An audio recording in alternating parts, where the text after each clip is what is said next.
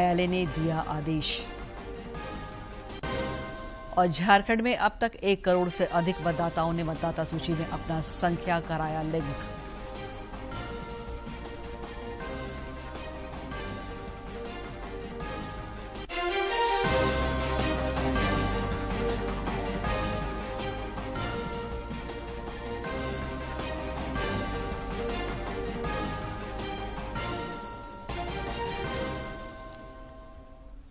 नमस्कार, खबरें झारखंड में आपका स्वागत है। मैं हूं दिव्या और अब समाचार विस्तार से।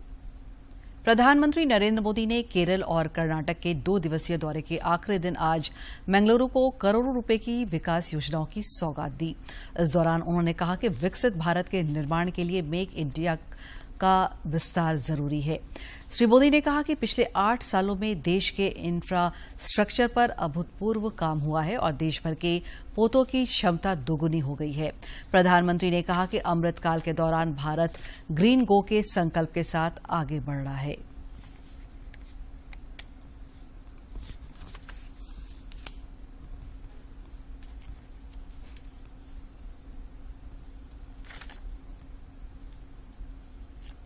मेक इन इंडिया का विस्तार करना बहुत जरूरी है। विकसित भारत के निर्माण के लिए जरूरी है हमारा एक्सपोर्ट बढ़े, दुनिया में हमारे प्रोडक्ट कॉस्ट के मामले में कॉम्पिटिटिव हो, ये सस्ते और सुगम लॉजिस्टिक्स के बिना संभव ही नहीं है। इसी सोच के साथ पिछले 8 वर्षों से देश के इंफ्रास्ट्रक्चर पर अभूतपूर्व काम हो रहा है। आज देश का शायद ही कोई हिस्सा है जहां इंफ्रास्ट्रक्चर का किसी न किसी बड़े प्रोजेक्ट पर काम न चल रहा हो।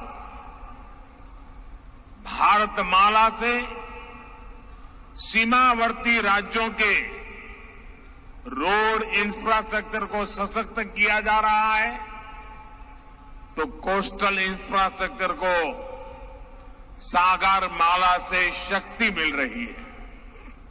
भाई और बहनों, बीते वर्षों में देश ने पोर्ट लेड डेवलपमेंट को विकास का एक अहम मंत्र बनाया है।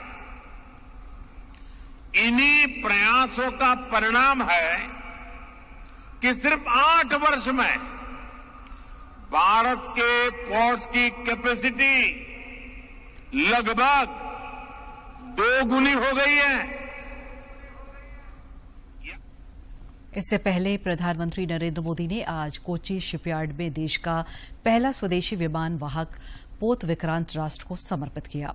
मौके पर समारोह को संबोधित करते हुए श्री मोदी ने कहा कि आईएनएस विक्रांत देश के रक्षा क्षेत्र को आत्मनिर्भर बनाने की दिशा में सरकार के प्रयासों का उत्कृष्ट उदाहरण है। उन्होंने कहा कि विक्रांत केवल एक युद्धपोत नहीं बल्कि 21वीं सदी के भारत के परिश्रम, प्रतिभा, प्रभाव और प्रतिबद्धता का प्रमाण है। प्रधानमंत्री ने इस अवसर पर भारतीय नौसेना के नए ध्वज का भी अनावरण किया। आईएनएस विक्रांत पर हो रहा ये आयोजन विश्व क्षितिज पर भारत के बुलंद होते हौसलों की हुंकार है।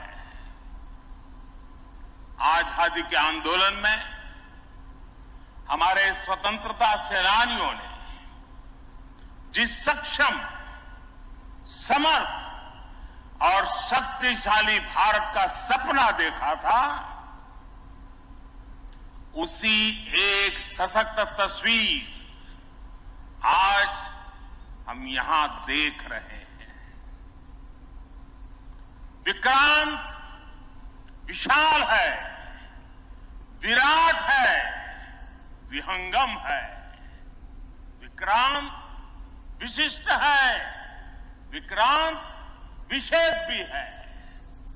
विक्रांत केवल एक युद्धपोत नहीं है, ये 21वीं सदी के भारत के परिश्रम, प्रतिभा, प्रभाव और प्रतिबद्धता का प्रमाण है। झारखंड में राजनीतिक हलचल जारी रहने के बीच राज्यपाल रमेश बैस आज नई दिल्ली के लिए रवाना हो गए हैं। इधर सत्तारूढ़ संयुक्त प्रगतिशील गठबंधन के 30 विधायक छत्तीसगढ़ की राजधानी रायपुर के एक होटल में ठहरे हुए हैं। सत्तारूढ़ यूपीए नेताओं के एक शिष्टमंडल ने कल राज्यपाल रमेश से मुलाकात कर उनसे मुख्यमंत्री हेमंत सोरेन के लाभ के पद मामले में जल्द स्थिति स्पष्ट करने का आग्रह किया था। प्रतिनिधिमंडल ने राज्यपाल को एक ज्ञापन भी सौंपा था। इस बीच हेमंत सोरेन के नेतृत्व में गठबंधन सरकार ने 5 सितंबर को झारखंड विधानसभा का विशेष सत्र बुलाने का फैसला किया है। इस बीच आगामी 5 सितंबर को झारखंड विधानसभा का विशेष सत्र बुलाए जाने की तैयारी शुरू हो गई है। शिक्षक दिवस पर बुलाए जा रहे झारखंड विधानसभा के विशेष सत्र में कई अहम विषयों पर चर्चा होने की संभावना है। सदन की कार्यवाही दिन के 11 बजे शुरू होगी। राज्य सरकार के झारखंड विधानसभा का विशेष सत्र बुलाने के फैसले का कई राजनीतिक मायने निकाला जा रहा है। इस संबंध में संसदीय कार्य मंत्री आलमगीर आलम ने बताया कि वर्तमान राजनीतिक अस्थिरता को देखते हुए विशेष सत्र बुलाया गया है, जिसमें विभिन्न विषयों पर विशेष चर्चा होगी। श्री आलम ने कहा कि 5 सितंबर को आहूत विशेष सत्र के दौरान ओबीसी आरक्षण, स्थानीय नीति और जातिगत जनगणना जैसे अहम मुद्दों पर विशेष चर्चा होने की संभावना है। इधर सत्तारूढ़ यूपीए के अधिकांश विधायक इन दिनों छत्तीसगढ़ की राजधानी रायपुर में हैं। झारखंड मुक्ति मोर्चा और कांग्रेस के 30 विधायक रायपुर के एक होटल में रुके हैं। आगामी 5 सितंबर को झारखंड विधानसभा के 1 दिवसीय विशेष सत्र को लेकर अब उन सभी के एक साथ वापस लौटने की चर्चा शुरू हो गई है। फिलहाल उनकी वापसी की तिथि को लेकर अभी आधिकारिक जानकारी नहीं दी गई है।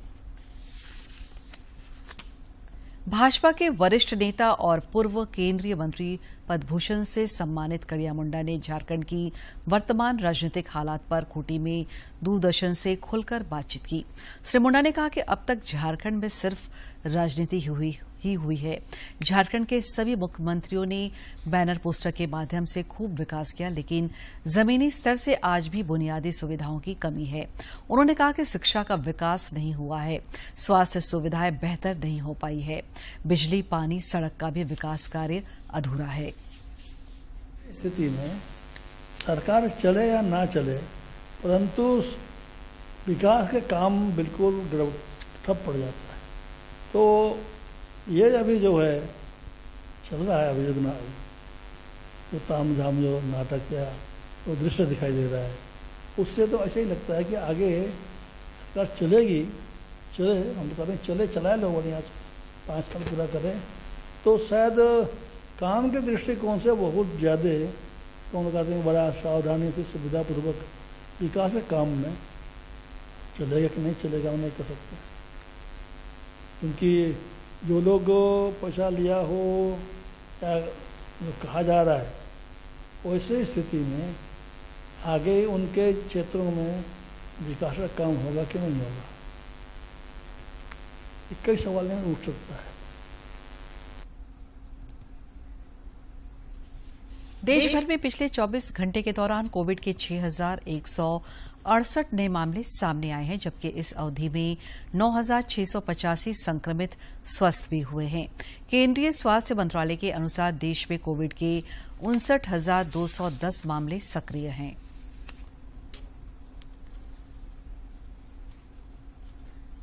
इधर झारखंड में भी कोरोना से जंग जारी है और पिछले 24 घंटे के दौरान अनेक कोरोना वीरों ने इस महामारी को शिकस्त दी है। रांची में इस अवधि में 4 नए मरीजों की पुष्टि हुई, जबकि 9 मरीजों ने कोरोना को हराया। जिले में कोरोना के 32 एक्टिव केस शेष हैं। कोरोना के खिलाफ जारी जंग में देश में टीकाकरण अभियान तेज गति से जारी है। केंद्रीय स्वास्थ्य मंत्रालय के अनुसार देश में अब तक कुल 2 अरब 12 करोड़ 80 लाख से अधिक कोविड रोधी टीके लगाए जा चुके हैं।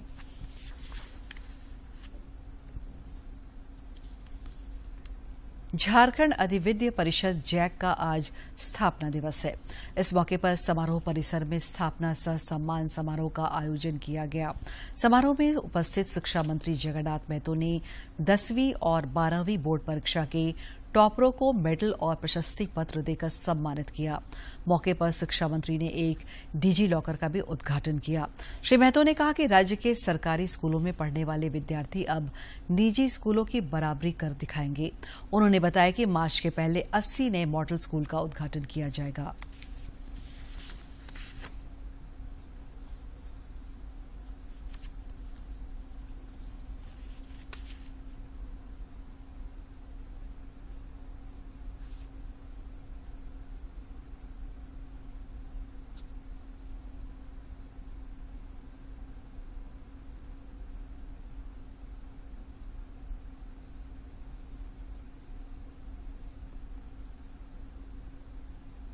करेंगे 2 लाख देंगे, जो थर्ड करेंगे 1 लाख देंगे।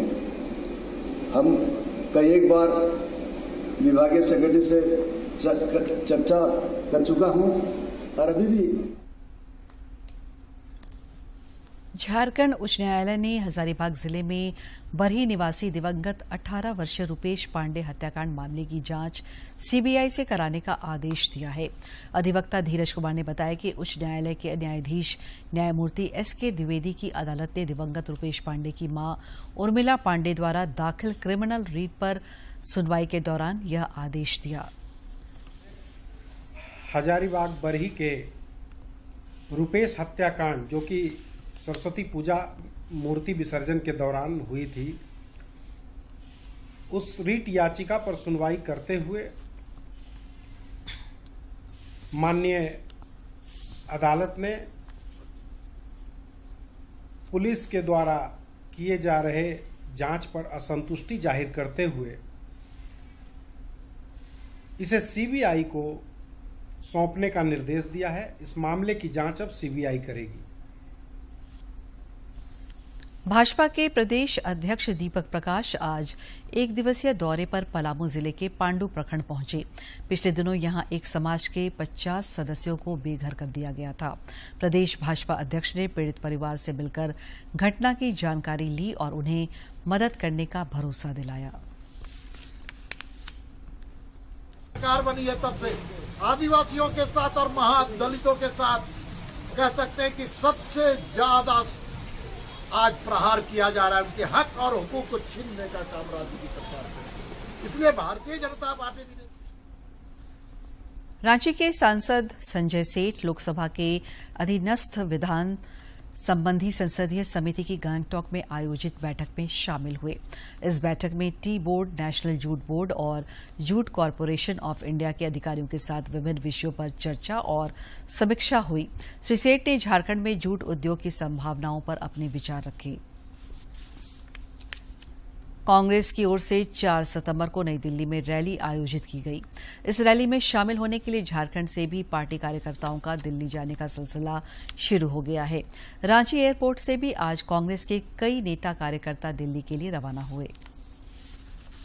भारतीय कांग्रेस कमेटी द्वारा 4 सितंबर को बढ़ती महंगाई को लेकर रामलीला मैदान नई दिल्ली में महंगाई पर हल्ला बोल रैली में शामिल होने के लिए झारखंड के कांग्रेस के कार्यकर्ता आज से ही रवाना हो रहे हैं।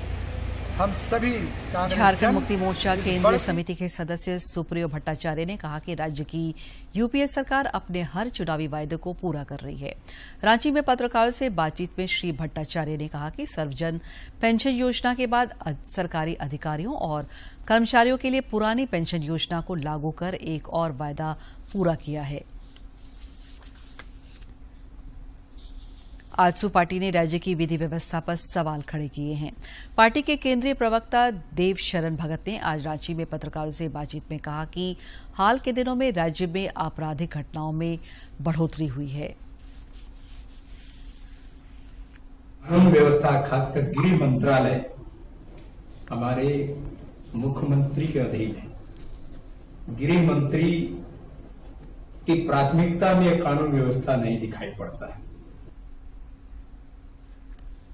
झारखंड कर्मचारी चयन आयोग ने 690 लेबोरेटरी असिस्टेंट पदों पर नियुक्ति के लिए आवेदन जारी किया है। वैसे उम्मीदवार जो इन पदों के लिए आवेदन करने की जरूरी योग्यता रखते हैं वो इच्छुक भी हैं वे अपने आवेदन कर सकते हैं। आवेदन जमा करने की अंतिम तिथि 28 सितंबर तय किया गया है। ये भर्तियां Jharkhand school and literacy department के लिए है। इन पदों पर केवल ऑनलाइन अप्लाई किया जा सकता है। भारत निर्वाचन आयोग नई दिल्ली के निर्देश के आलोक में राज्य के सभी मतदाताओं के आधार संख्या मतदाता सूची में जोड़ने का कार्य 1 अगस्त से संचालित है। राज्य के मुख्य निर्वाचन पदाधिकारी के रवि कुमार ने अपना आधार संख्या मतदाता सूची में जुड़वाकर इस अभियान का शुभारंभ किया था। 31 अगस्त तक राज्य के लगभग 1 करोड़ से अधिक मतदाताओं द्वारा अपना आधार संख्या मतदाता सूची में जोड़ लिया गया है। राज्य की मतदाता सूची में 2,42,68,000 से अधिक मतदाता निबंधित हैं।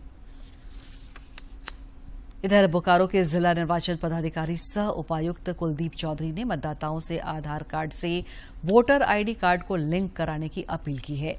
श्री चौधरी ने बताया कि घर घर जाकर संबंधित बूथ के बूथ लेवल ऑफिसर इस कार्य को कर रहे हैं। सरायकेला खरसावां पुलिस को एक और बड़ी कामयाबी हाथ लगी है।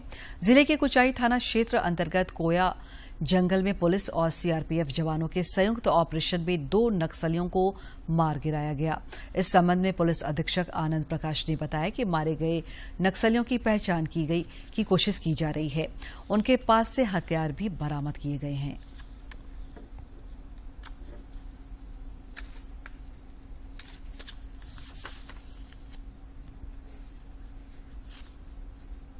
खूंटी जिले के अड़की थाना क्षेत्र के मदहातू पंचायत के कोदेलेबे गांव में एक ही परिवार के 3 सदस्यों की हत्या कर दी गई। घटना की सूचना मिलने पर मौके पर पहुंची पुलिस ने शव को अपने कब्जे में लेकर पोस्टमार्टम के लिए भेज दिया है। अपराधियों ने तेज धारदार हथियार से ग्राम प्रधान और उसके बेटे तथा बहू की हत्या कर दी। पुलिस मामले की छानबीन में जुटी है।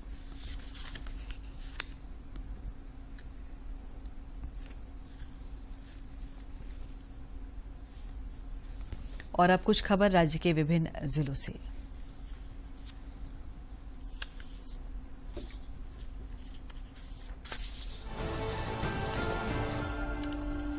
जमशेदपुर के टिल्को थाना क्षेत्र के खड़ंगा झार स्थित कंपनी के क्वार्टर का ताला तोड़कर हुई 4.5 लाख रुपए मूल्य के यानी की चोरी के मामले में पुलिस टीम ने सोनार संजीव दत्ता उर्फ कान्हू सोनार के साथ 3 लोगों को गिरफ्तार किया है।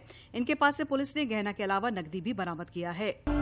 साइबर अपराध के खिलाफ दिल्ली पुलिस की intelligence fusion and strategic operation इकाई की टीम लगातार दबिश बना रही है। स्पेशल सेल दिल्ली पुलिस के एसआई करमवीर की अगुवाई में पहुंची टीम ने मुफस्सिल थाना से 2 साइबर अपराधियों को गिरफ्तार किया, जबकि एक अन्य को हिरासत में लेकर पूछताछ की जा रही है।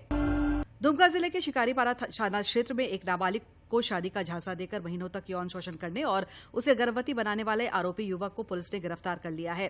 गिरफ्तार युवक रासडाला गांव का रहने वाला है। नाबालिग ने थाना पहुंचकर एफआईआर दर्ज कराई थी और कार्रवाई की मांग की थी। रांची पुलिस ने अवैध हथियार की तस्करी करने वाले एक युवक को गिरफ्तार किया है। गिरफ्तार युवक का नाम सोनू पंडित उर्फ प्रमोद कुमार पांडे है और वह रांची जिले का रहने वाला है। पुलिस मामले की छानबीन में जुटी है। कोलकाता से गिरिडीह के धनवार आ रहे 28 वर्षीय एक युवक का शव आज सुबह यात्री परिवर्तन बस में संदिग्ध हालात में पड़ा मिला। मृतक दिलीप यादव धनवार के बलहारा के नया थाया डी गांव का रहने वाला था। बस में युवक का शव होने की सूचना धनवार थाना प्रभारी नागेंद्र कुमार को बस के कंडक्टर ने दिया। पुलिस मामले की छानबीन में जुटी है। धनबाद के मैथन ओपी क्षेत्र अंतर्गत मैथन सिरामिक मेन गेट के समीप शुक्रवार की सुबह डंपर ने एक बाइक सवार युवक को रौंद दिया, जिससे उसकी मौके पर ही मौत हो गई। ग्रामीणों ने मुआवजा और कार्रवाई की मांग को लेकर सड़क पर जाम लगा दिया। ट्रक में तोड़फोड़ भी की गई। सूचना पर पहुंची पुलिस ने लोगों का समझा बुझाकर सड़क से जाम हटाया। पश्चिमी सिंहभूम जिले के मनोहरपुर झामुमो प्रखंड कमेटी ने 8 सितंबर को गुआ और सलाई में शहीद दिवस को लेकर आयोजित होने वाली श्रद्धांजलि सभा के लिए शुक्रवार बैठक की। बैठक का आयोजन वन विश्रामागार किया गया था। झारखंड राज्य के आंदोलनकारी वीर शहीदों को दी जाने वाली श्रद्धांजलि और शहादत दिवस मनाने पर चर्चा हुई और कार्यक्रम की रूपरेखा तय की गई। पलामू के उपायुक्त द्वारा आज साप्ताहिक जनता दरबार में जिले के शहरी और ग्रामीण क्षेत्रों से आए लोगों की क्रमवार तरीके से समस्याएं सुनी गई एवं संबंधित विभागों के पदाधिकारी को उनके आवेदनों को अग्रसारित कर जल्द से जल्द निष्पादित करने का निर्देश दिया। 25 अगस्त से 28 सितंबर तक चलने वाले नेत्रदान पखवाड़ा के अवसर पर रिम्स के नेत्र विभाग के द्वारा आज जागरूकता रैली निकाली गई। रिम्स के चिकित्सा अधीक्षक डॉक्टर हिरेंद्र बिरुआ रिम्स परिसर स्थित राजेंद्र पार्क से रैली को हरी झंडी दिखाकर रवाना किया। जागरूकता रैली अस्पताल परिसर का भ्रमण करते हुए नेत्र विभाग में वापस लौटी। पाकुड़ में व्याहुत परिवार के सदस्यों ने भक्तिभाव से अपने कुल देवता भगवान बलभद्र की पूजा अर्चना किया। व्याहुत संघ द्वारा आयोजित 32वां बलभद्र पूजन महोत्सव में सैकड़ों व्याहुत परिवारों ने हिस्सा लिया। भगवान बलभद्र की प्रतिमा स्थापित कर पूजा अर्चना की गई। पूजा अर्चना के उपरांत प्रसाद का वितरण, सामूहिक भोज और सांस्कृतिक कार्यक्रमों का आयोजन भी किया गया।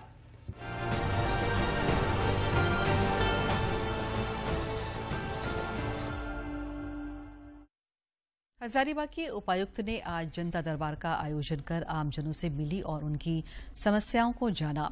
साप्ताहिक आयोजित होने वाले जनता दरबार में जिले वासियों की समस्याओं के निवारण के लिए उपायुक्त के समक्ष लगभग 2 दर्जन से अधिक आवेदन आए।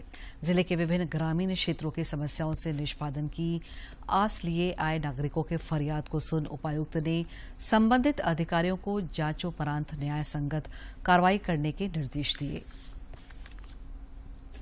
झारखंड के कई जिलों में अल्प वृष्टि से सुखाड़ की स्थिति उत्पन्न हो गई है। इस संबंध में मुख्यमंत्री हेमंत सोरेन ने आज रांची स्थित झारखंड मंत्रालय में सूखे के आकलन को लेकर उच्च स्तरीय बैठक की।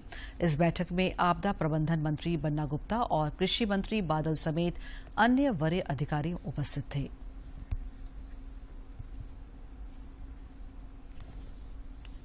राजधानी रांची समेत राज्य के विभिन्न हिस्सों में आज हल्के से मध्यम दर्जे की बारिश हुई।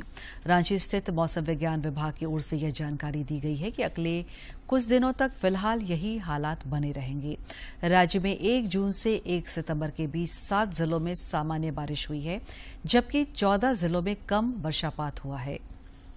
अधिक जो बारिश रिकॉर्ड की गई है 117.6 मिलीमीटर सिकटिया देवघर में रिकॉर्ड की गई है और सबसे अधिक उच्चतम तापमान की बात करें तो 37.6 डिग्री सेल्सियस देवघर में सबसे अधिक उच्चतम तापमान रिकॉर्ड किया गया है, जबकि सबसे कम न्यूनतम तापमान 22.8 डिग्री सेल्सियस रांची में रिकॉर्ड किया गया है। बात करते हैं मौसम पूर्वानुमान अगले 5 दिनों का, तो झारखंड में आने वाले 5 दिन राज्य में कई स्थानों पे हल्के से मध्यम दर्जे की बारिश देखने को मिलेगी और साथ साथ में आपको थंडरस्टॉर्म और लाइटनिंग के भी इवेंट्स देखने को मिलेंगे। और अब एक नजर डालते हैं प्रमुख शहरों के आज के तापमान पर। राजधानी रांची का अधिकतम तापमान 32.8 और न्यूनतम 22.8 डिग्री सेल्सियस रिकॉर्ड किया गया। जमशेदपुर का अधिकतम तापमान 35.6 और न्यूनतम 24.4 तथा डाल्टनगंज का अधिकतम तापमान 33.9 और न्यूनतम तापमान 23.9 डिग्री सेल्सियस रिकॉर्ड किया गया।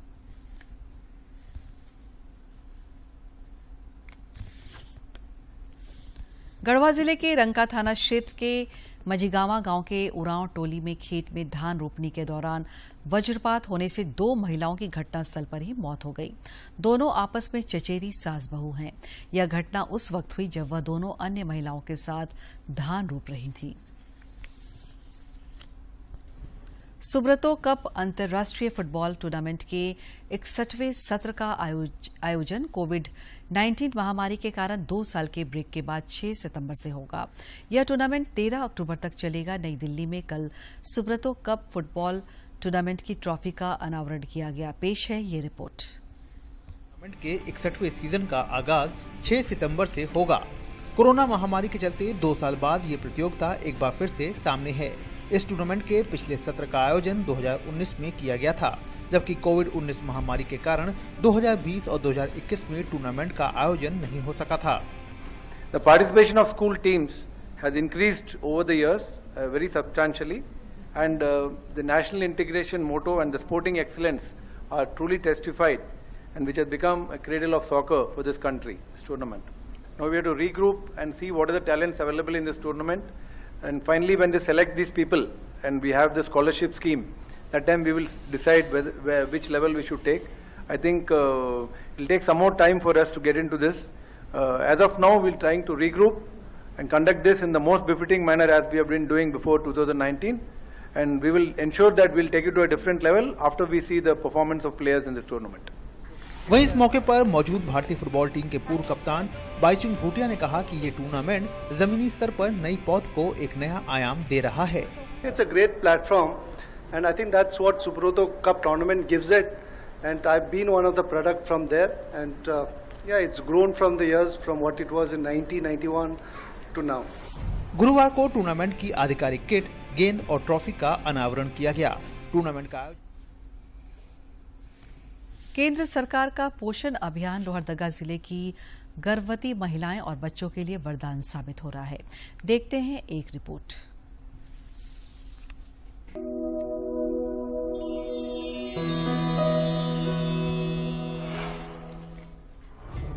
घर घर गूंजे बधाई, आज घर में है गोद भराई। दुनिया भर में अपने लौ खदानों के नाम से प्रसिद्ध झारखंड का लोहारदगा जिला अब अपनी नई पहचान बना रहा है। जिले में सेहत भरी खुशहाली के मधुर गीत गूंज रहे हैं। यहाँ सुपोषित महिलाओं और बच्चों की मुस्कान रोशन हो रही है। केंद्र सरकार का पोषण अभियान जिले की गर्भवती महिलाओं और बच्चों के लिए वरदान बन रहा है। पोषण अभियान के दरमियान हम यहाँ की महिलाओं, विशेषकर एनेमिक महिलाओं, कुपोषित बच्चों को विशेष ध्यान दे रहे हैं। हमारे आंगनबाड़ी केंद्र में प्रत्येक माह लोगों को पोषण के प्रति जागरूक करने के लिए गोद भराई, अन्नप्राशन, सुपोषण दिवस, इन कार्यक्रमों के द्वारा समाज के लोगों को जागरूक किया जा रहा है। लोहारदगा जिले की निवासी और पेशे से किसान रोशनी उराव का जीवन बेहद मुश्किल में था। पोषण अभियान ने उनकी मुश्किलों को आसान किया और उनकी पोषण संबंधी आवश्यकताओं को पूरा किया। आइए जिले की लाभार्थी रोशनी से मिलते हैं। हमें पोषण अभियान के बारे में आंगनबाड़ी दीदी से पता चला। इस अभियान में हमें पौष्टिक आहार दिया गया और गर्भावस्था में मेरा पूरा ध्यान रखा गया। मैं पोषण अभियान के लिए प्रधानमंत्री की बहुत धन्यवाद करती हूँ। पोषण अभियान के द्वारा रोशनी को निःशुल्क राशन मिला। साथ ही गोद भराई और अन्नप्राशन की रस्मों ने रोशनी का आंचल सुपोषण से भर दिया। पोषण अभियान चेहरों पर लौटा रहा सेहत भरी मुस्कान। धनबाद के उपायुक्त संदीप सिंह ने आज समाहरणालय परिसर से पोषण जागरूकता रथ को हरी झंडी दिखाकर रवाना किया गया। रथ को रवाना करने के पश्चात सभी को पोषण जागरूकता की शपथ दिलाई गई। साथ ही हस्ताक्षर अभियान के तहत सभी के हस्ताक्षर कराकर जागरूक किया गया।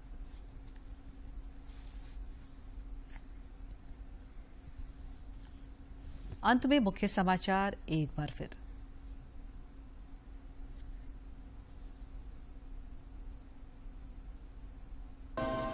प्रधानमंत्री नरेंद्र मोदी ने मंगलुरु में करोड़ों रुपए की परियोजनाओं की शुरुआत की। कहा, विकसित भारत के निर्माण के लिए मेक इंडिया का विस्तार जरूरी। जैक में स्थापना सम्मान समारोह का आयोजन शिक्षा मंत्री जगन्नाथ महतो ने टॉपर छात्रों को किया सम्मानित। कहा, 80 मॉडल स्कूलों का उद्घाटन मार्च के पहले होगा। हजारीबाग में सरस्वती पूजा के बाद मूर्ति विसर्जन के दौरान गुरुद्वारा 18 वर्षीय रुपेश हत्याकांड की जांच अब सीबीआई करेगी। झारखंड उच्च न्यायालय ने दिया आदेश। और झारखंड में अब तक 1 करोड़ से अधिक मतदाताओं ने मतदाता सूची में अपना संख्या कराया है।